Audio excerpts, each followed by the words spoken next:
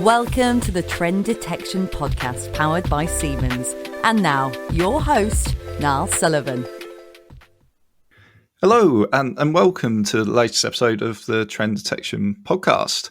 I'm here today with my colleague Tom, who's joined us once again, another recurring guest. I'm really pleased to have all these guests who want to come back on, which is great. But today, we're actually going in a sort of slightly different direction for us. I mean, we're talking about predictive maintenance, which probably isn't a surprise, but we're actually talking about how it impacts safety, which is obviously, should be number one in everyone's concerns, but maybe it's often not thought about as, let's say, a benefit or an outcome of predictive maintenance when you think of things like unplanned downtime, saving unplanned downtime, or working more efficiently, improving productivity, all these other things. But safety is, it goes without saying that it's important. So before we sort of go into that, first of all, I'll just hand over to Tom just to briefly introduce himself for those who may not have listened to him before. Over to you, Tom.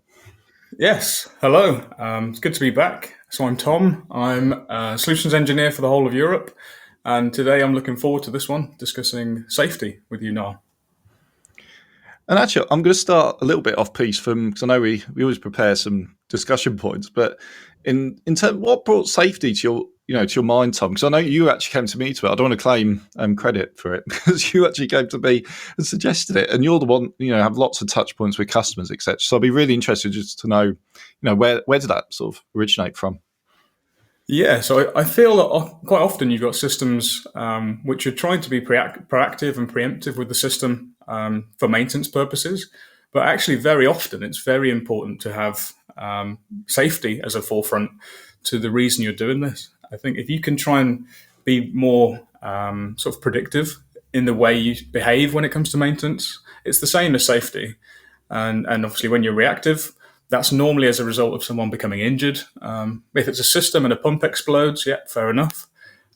You can change that. But if you lose a limb or something actually very serious happens when it comes to safety, with people you can't replace certain things. So I think safety is much more of plays a much bigger role than a lot of people think. Yeah. No, exactly. And I think, and I think you're right. But do you think, from your point of view, that obviously safety, safety, I'd imagine is very close to everyone's minds who's working in that sort of environment. Do people put that connection between predictive maintenance and safety together generally from your conversations? I think they do. I think sometimes customers understand the need for something like that. They need a new system that's going to offer multiple different benefits that are sort of linked to maintenance and machine health, making sure things are running properly. But sometimes it is completely overlooked. We mention it and it's like, oh, yes, we haven't thought about those things. And I think, sometimes it's a mixture. In heavy industry, we see a lot more sort of nuanced information. People understand much more deeply the impact of heavy things and hot things that can severely injure you. It's more in the other sort of discrete industries and other areas where we don't see it so much. And so I guess now we've got sort of that background, maybe we could just go straight into it really, and ask bluntly, not bluntly, but to the point about how can predictive maintenance contribute to sort of safety in these sort of, let's say, harsher environments, because you mentioned sort of mining and stuff in particular, but I guess in any sort of environment, how does predictive maintenance help there? From my perspective, I would say that predictive maintenance, it just is a game changer.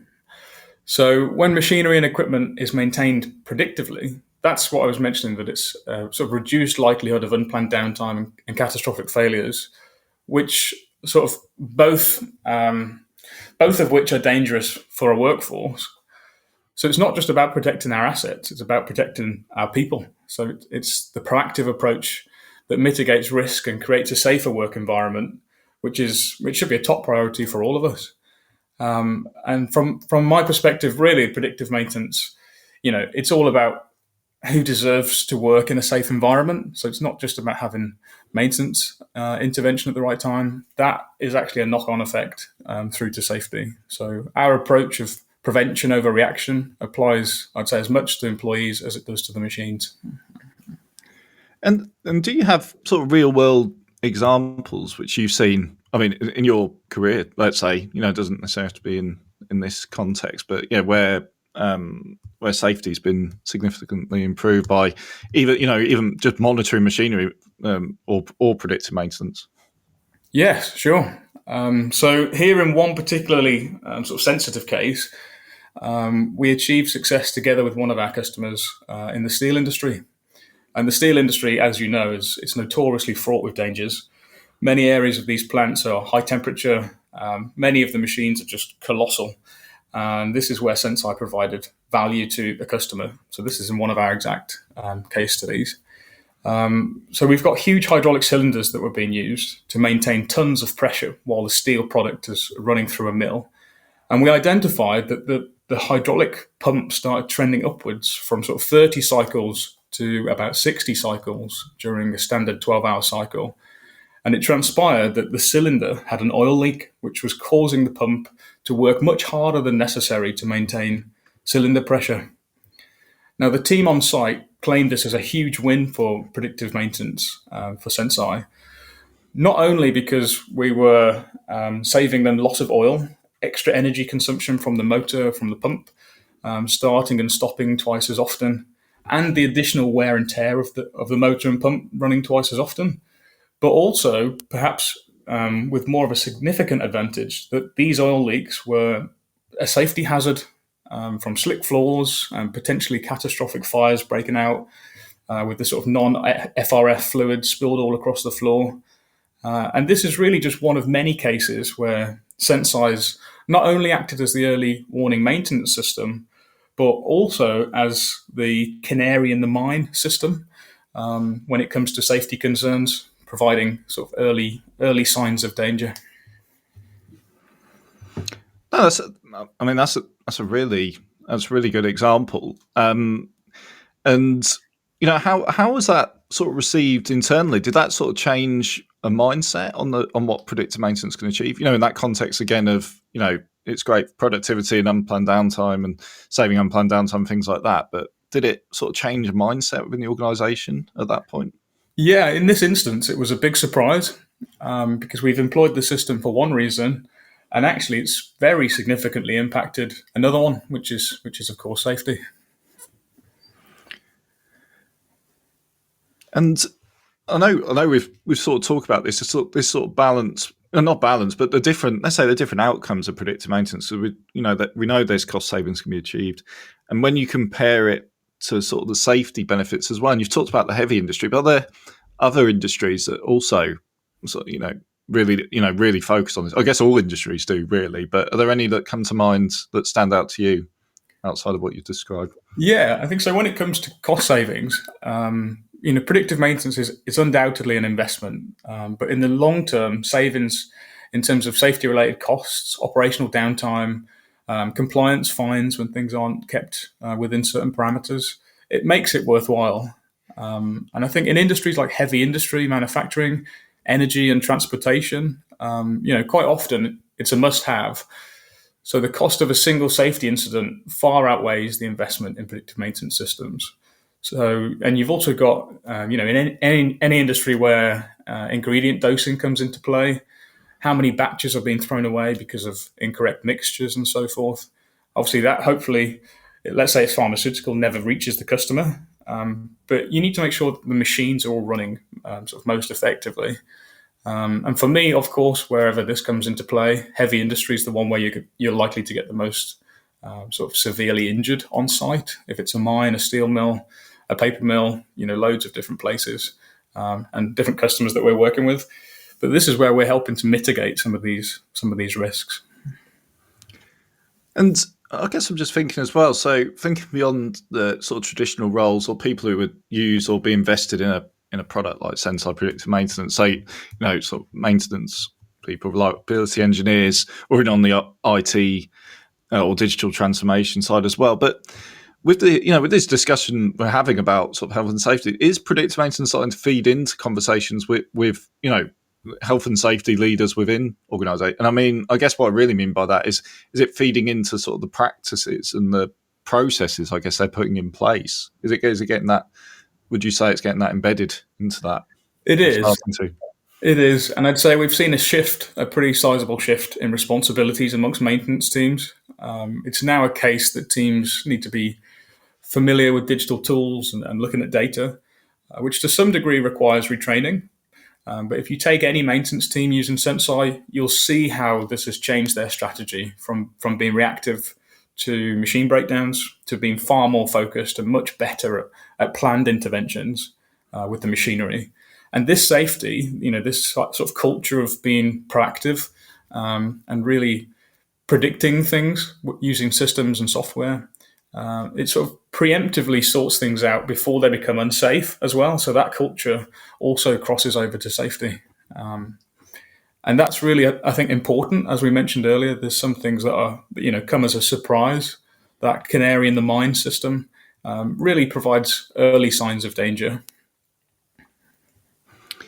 And I guess one thing we haven't touched upon with this, especially with a cloud system like Senseye, is actually the ability to monitor machines remotely, right? So you don't need to actually be necessarily on site, or you can, or at least if you need to be, you can plan.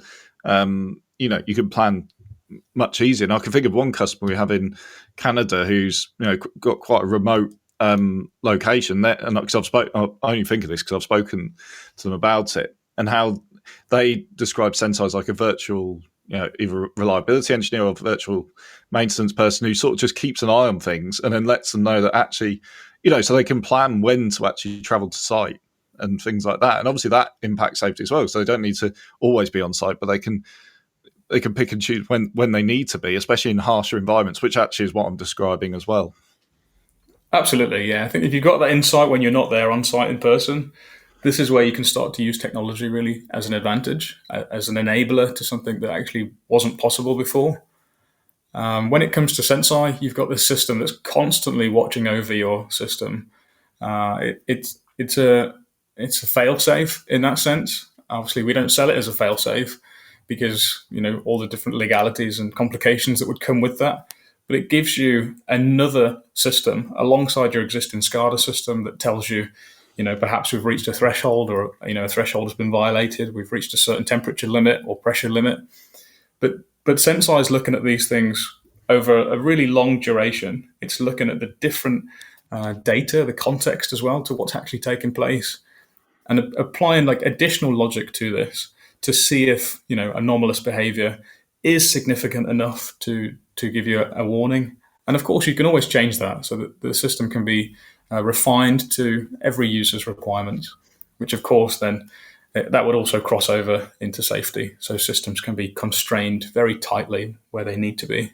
Perhaps if it's very highly sensitive, or we can reduce the sensitivity of different assets. And that's really beneficial, I think, to have the ability to work with a tool like that. Yeah. So it's flexible to when you say different environments, because you mentioned a few there, from like heavy industry through to food and beverage. There's going to be different, well, clearly very different nuances there. Well, one thing I wanted to touch on as well is this idea, and again, it's something that's come up in a few conversations recently about sort of you have to sort of believe in what you see in the app as well. And this is important to obviously, get people behind it and believe in it and want to use it and take action because of what Senseye is sort of suggesting. But from a health and safety perspective, it's even more, important to do that. But I guess my question really is around, how do we sort of not get people to believe in the app? But I don't know, how do we follow that process? Because I guess first of all, sometimes it's a bit of a case of it's too good to be true kind of thing sometimes. But how do we sort of overcome that? I think sometimes it comes down to, is it a legal requirement is actually quite often the case.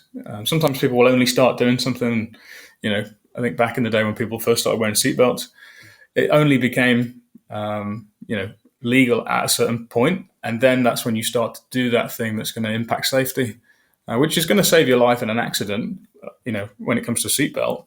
But you only then start doing it when it becomes a legal requirement. So I think the same is also true in predictive maintenance. It's not necessarily a legal requirement yet, but there's definitely regulations around it, around safety, especially environmental risks and worker safety, that are becoming increasingly stringent. So, Senseye is designed to ensure that companies are not only meeting these requirements, but actually exceeding them, and providing a log of histories of each asset, where work was carried out and how a worsening situation was rectified.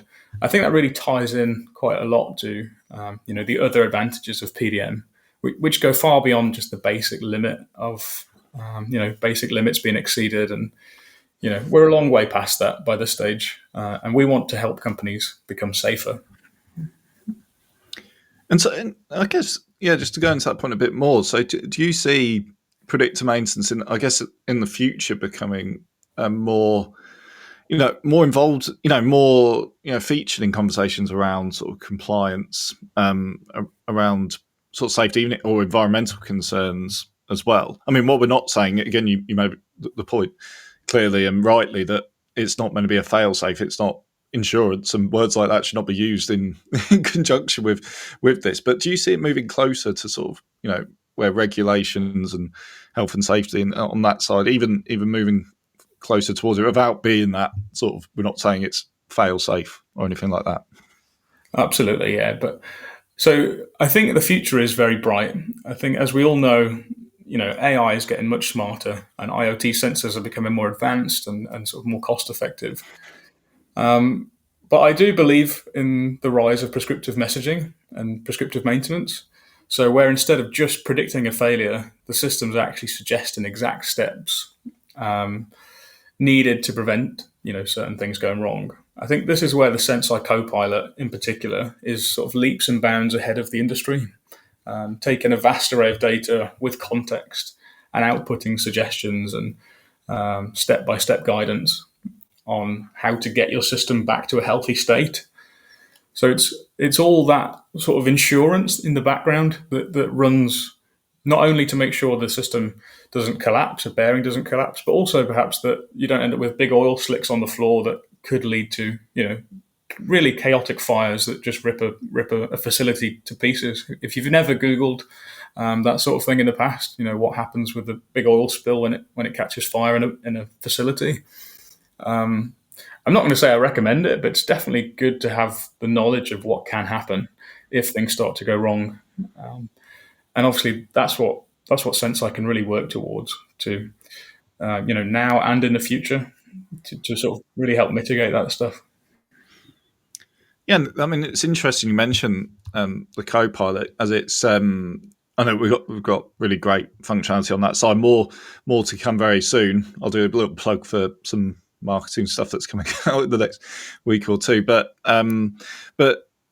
it springs to my mind because I was speaking to one of our sort of heavy industry customers. I'm hopefully going to release a podcast very soon, an interview with that particular customer. But what I can say is what we talked about, some really interesting feedback, and it's actually from the Copilot and those suggested actions, like you said. So I mean that must play an important part as well, because we're actually saying, it's these potential actions as well. So we're not, and I think from the customer's point of view, I think the fix was actually quite a tricky fix and even a risky one in terms of where they had to. I think it was going underground. So it was something really like tricky to get to, kind of thing. So if they have to do that, it should only be when it's absolutely necessary for them to do it. And the fact that the Copilot can suggest, possible actions and pinpoint specific actions to take can only help with that. Because obviously, if someone has to put themselves in that situation, then they should only do it. Only do it if it's absolutely required. But what I'm saying is the power of the Copilot sort of pinpointed that and given that advice, very prescriptive advice. It's incredibly powerful stuff. But more of that coming very soon, I should say. But that is a plug. I would say, well, I completely agree with you. I think so often it comes back to that point we made earlier that, if a bearing collapses or something, that's one thing. But, if something was to, blow your leg off or really severely damage a human, but, those kind of things can't be replaced quite so simply as, we've got some downtime and, we've lost this shaft. Actually, this is far more significant. It's one of the reasons I wanted to talk about this topic, because it's a huge advantage to having this kind of system watching over your plant operations or whatever it is. And so I guess from we talked about some of the things that we think might happen, but is there anything else you can add to that in terms of future sort of trends or innovations where you think predictive maintenance safety is going to sort of go together? And I guess we've touched on it, but is there anything else you wanted to point out as well? I would say oftentimes when it comes to customer application, especially if we're just starting out with a new customer, it's really that we start addressing the current safety risks associated with the equipment and the process that kind of is taking place. And then from there, we can identify which predictive maintenance tools can be implemented, how it can be used to greatest impact, and really start to put these things together. So we prioritize the training for the teams. The knowledge platform is used for that exact purpose. So, this is where you can start to use other tools deep within the application that are, next steps towards making a really sort of safe system. And these are things like, derived measures. So if you use derived measures to count how often a certain process has taken place, and that is what actually indicates a failure. Cycle time of a pump has increased or something where, it points towards an issue with the system that's not necessarily, an increase in pressure, an increase in temperature. Senseye is much more clever than that, and it can see into processes as well. I think that would be the last thing I add, really, that we start to just identify how predictive maintenance can have the greatest impact. And that can be for a new customer, for existing customers. And in solutions engineering, a lot of that is down to my team. So working with Jonathan and the rest of our colleagues, the goal is really to try and address, how can we support you most effectively? And we're ready to do that whenever. If you've got any questions, maybe reach out to Niall and come to us in that direction. But yeah, from my side, Niall, this has been a great discussion, something that's close to my heart, and I think it's great to discuss it openly like this. Yeah, no, absolutely. Like I said, I think it's amazing. We've done so many podcasts and so many recordings and stuff, but this is a topic we haven't really spent significant time on. And when you think about the importance of the topic, clearly, with humans directly involved, then it's really great. It's a really great thing to think. I think I was going to say, from my point of view, I guess you anticipate more of these conversations coming into that, as a solutions engineer, when you're talking in early stages projects or mapping out projects, you see that this becoming another key element at that stage. So it won't be that you mention to a prospect or a customer and they're sort of like, oh, I didn't think of that. It will actually be maybe they're coming to that with a specific use case for you in that, they're coming to you with that. Absolutely. And I think companies where they start to focus on safety as a priority, that means it's a cultural care within a facility or within a certain organization that we care for our workers. And I think that very quickly translates across to, we care about our processes, we care about logging accidents and logging failures. And that then, of course, leads you to being exactly the right customer who's keen to work with predictive maintenance, log work events and note down things that have taken place on machines, track their histories, track their negative trends, trends away from normal behavior. It's all linked. I think it's all very linked. Yeah, no, absolutely. And I guess just to sort of conclude, I guess, so yeah, final question. I always do this final question, then another 3 questions. But in terms of, and we like to end on sort of a summary and sort of next steps. So from your point of view, Tom, in terms of if an organisation is now implementing predictive maintenance and they have, and so, like I said, to repeat again, health and safety is always at the top of mind, but in terms of from this episode, they can see the opportunity there. What would you sort of suggest in terms of next steps, what they need to sort of think about and bring to a conversation with you and your team? A lot of it comes down to understand the machines and the processes that you've got in place. If we can break that down into how they're going to fail, we can see which areas of that are probably the most safety critical, which areas of that would cause, the most severe impacts and injuries.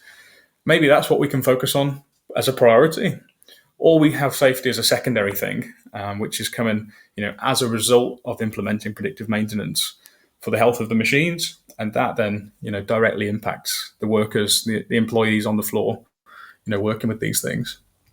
But how do we start? I'd like to say pick up the phone, but it's easy enough just to say send us an email, reach out to us. We have teams who can, reach you in any corner of the world. We've got a really good team now, regional support across Siemens, and that leads us to being, well suited to start projects wherever you sit, whatever application we're looking at, whatever industry it is. We're a completely agnostic solution, so we can help you, I'd say, no matter what. Yeah, no, exactly. I think certainly well summarised there. Yeah, I mean, as we know, and if you look beyond predictive maintenance, even because we all know predictive maintenance is one part of an overall sort of digital transformation journey. So again, I think Siemens, and we're very well placed to support beyond predictive maintenance as well, with like the infrastructure and all the other stuff that comes with it. But I think for now, that's been a really great chat. Thank you again, Tom, for your contributions. I'm sure you'll be back on again soon if we haven't scared you off too much. No, agreed. It's been a pleasure and a great topic as well. Fantastic. So, but yeah, all that's left to say is thank you everyone for listening, and thanks Tom again, and see you on the next episode. Cheers, Noel. Please like and subscribe on all major podcast channels, and find out more about Senseye Predictive Maintenance at Siemens.com.